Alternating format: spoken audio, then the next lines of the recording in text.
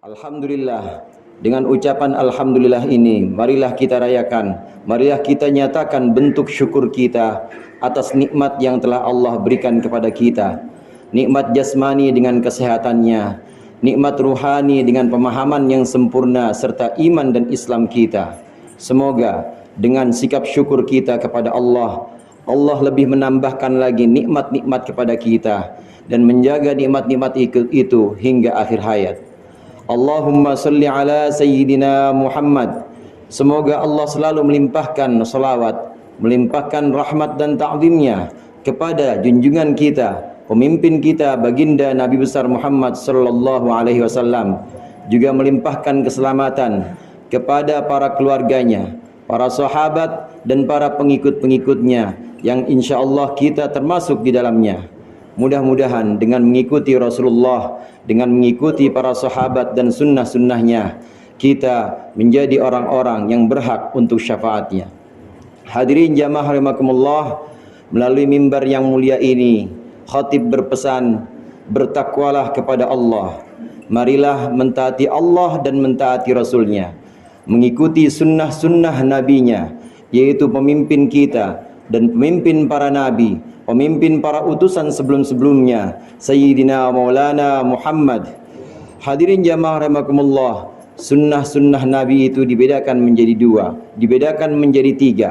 Yang pertama ada yang disebut dengan sunnah taqririyah, yakni berupa ketetapan diamnya Rasulullah.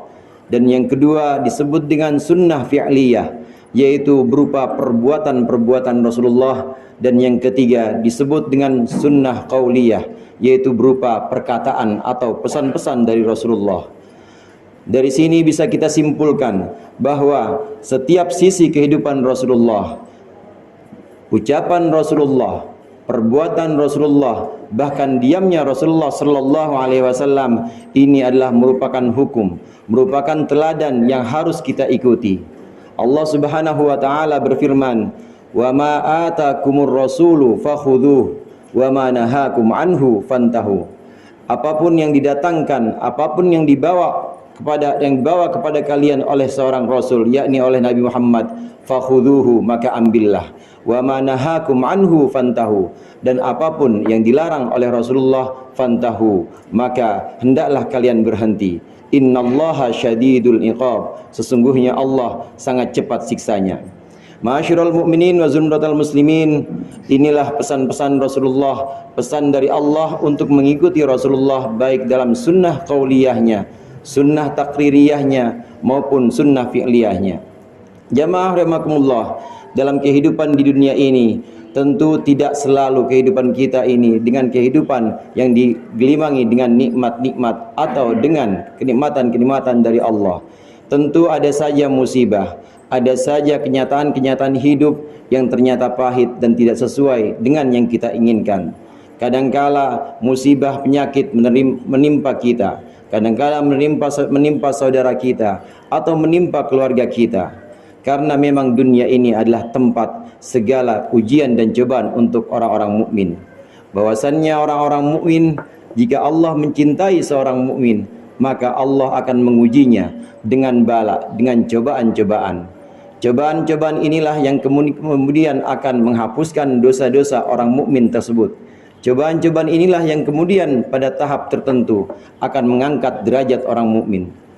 Ketika seorang mukmin dicoba, ketika seorang mukmin diberikan bala atau ujian dan dosa-dosanya sudah habis karena begitu banyak bala, begitu banyak ujian, maka ketika diberikan ujian atau cobaan lagi, kemungkinannya adalah untuk mengangkat derajat orang mukmin tersebut.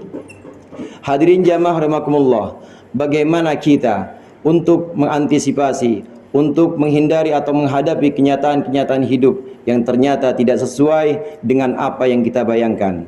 Rasulullah sallallahu alaihi wasallam diantaranya bersabda, "Hassinu amwalakum bizzakah, wa dawaw mardakum bis-shadaqah, wa aiddu lil bala ad-du'a." Pesan Rasulullah ada tiga di sini. Yang pertama, hassinu amwalakum bizzakah. Hendaklah kalian menjaga harta kalian dengan zakat. Hadirin jamaah rahimakumullah, zakat dibagi menjadi dua. Yang pertama disebut dengan zakat badan. Ini kita kenal dengan zakat fitrah. di mana setiap badan, setiap jiwa wajib membayarkannya mulai dari awal Ramadan hingga awal bulan Syawal sebelum khatib naik mimbar. Inilah yang disebut dengan zakat badan atau zakat fitrah. Setiap jiwa harus berzakat, setiap jiwa harus mengeluarkannya jika pada waktu itu dia memiliki kelapangan. Kemudian yang kedua, ada yang disebut dengan zakat mal. Zakat mal meliputi banyak, diantaranya zakat perdagangan, kemudian zakat peternakan dan zakat penghasilan dan lain sebagainya. Ini adalah zakat yang diwajibkan dikeluarkan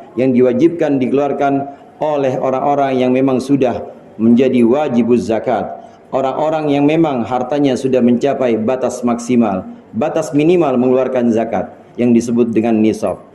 Kemudian yang kedua, sabda Rasulullah, wadawau mardakum bis sadaqah, dan hendaklah kalian mengobati orang-orang yang sakit di antara kalian dengan sedekah. Jamaah rahimakumullah, mungkin di antara kita ada yang sedang terkena musibah penyakit. Mungkin di antara kita ada yang sedang Allah berikan ujian berupa penyakit yang tidak kunjung juga sembuh. Maka dengan bersedekah, kata Rasulullah, sedekah ini bisa mengobati penyakit-penyakit yang ada pada diri kita, bisa mengobati penyakit-penyakit yang ada pada keluarga kita, bahkan kerabat-kerabat kita. Jamaah rahimakumullah, perbedaan antara sedekah dengan zakat adalah jelas. Bahwasannya zakat ini adalah as-shadaqah al-wajibah. Zakat adalah sedekah yang sifatnya wajib ketika seseorang sudah memenuhi syarat-syarat sebagai wajib zakat. Adapun sedekah ini adalah sesuatu yang sifatnya sunnah.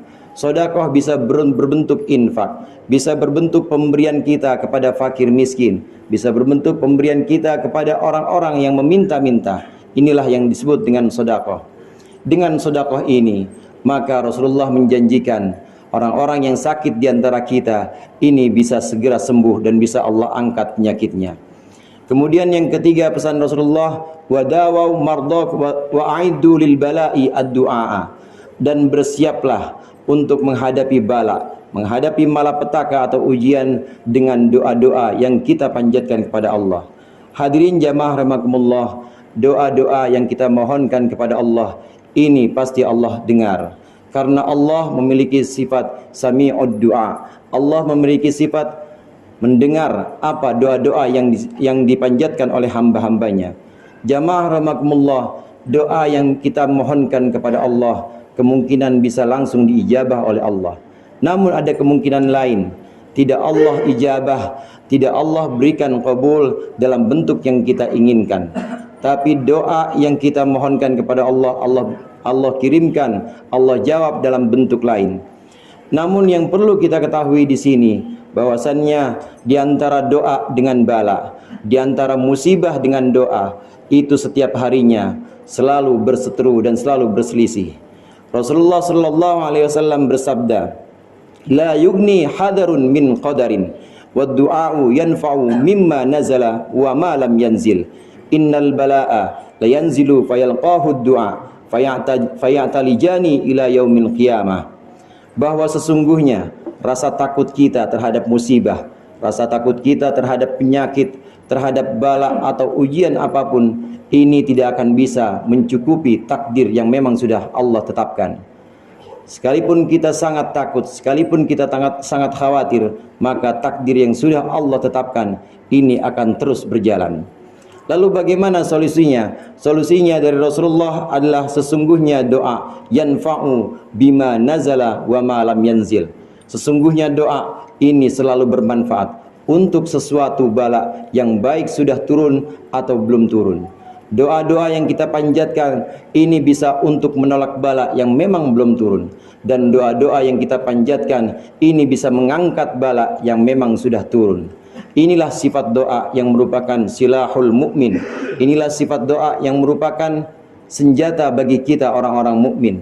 Doa adalah senjata kita yang paling menjadi andalan kita dalam menghadapi kenyataan-kenyataan hidup yang memang tidak semanis apa yang kita inginkan. Kenapa doa memiliki sifat seperti ini? Karena sesungguhnya kata Rasulullah, innal bala'a la yanzilu fayalqahu du'a. Setiap hari bala turun dari Allah, setiap hari cobaan-cobaan turun dari langit, dan ini ke bumi untuk mengenai orang-orang yang memang sudah Allah takdirkan. Dan pada saat yang sama doa-doa naik. Pada saat yang sama doa-doa yang dipanjatkan oleh kita, oleh orang-orang mukmin ini menghalang doa-doa, menghalang balak-balak yang akan turun kepada kita atau kepada saudara kita. Faya'talijani ila yaumil qiyamah. Demikian kata Rasulullah. Keduanya, antara doa yang kita panjatkan dari bumi ini dengan balak yang turun dari langit, dengan musibah yang hendak turun dari langit, ini terus berseteru dan terus berperang, bahkan terus dia melakukan serangan ini hingga hari kiamat, ila yaumil kiamat. Mudah-mudahan kita bisa meneladani di bulan Rabiul Awal ini apa yang sudah dikatakan oleh Rasulullah, apa yang sudah ditetapkan oleh Rasulullah, dan apa yang sudah dicontohkan oleh Rasulullah melalui perbuatan-perbuatannya. A'udzubillahi minasyaitonirrajim. Bismillahirrahmanirrahim. Wa ma atakumur rasulu fakhudhuh wa ma nahakum anhu fantahu wattaqullah innallaha syadidul iqab. Dan apapun yang didatangkan oleh para rasul, oleh Nabi Muhammad kepada kalian, maka ambillah, dan apapun yang dilarang oleh Rasulullah dari kalian, maka berhentilah kalian darinya, dan bertakwalah kepada Allah, sesungguhnya Allah maha cepat siksanya.